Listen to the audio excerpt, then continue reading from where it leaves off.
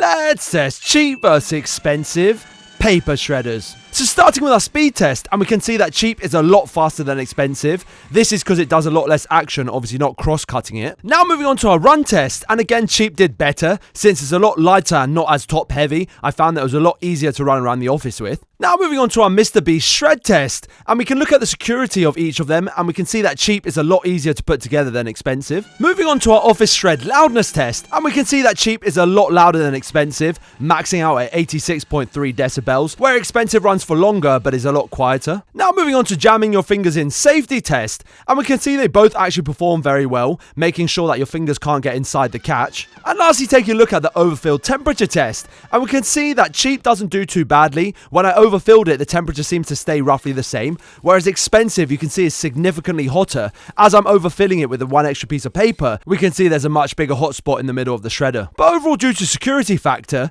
expensive wins. Very cool.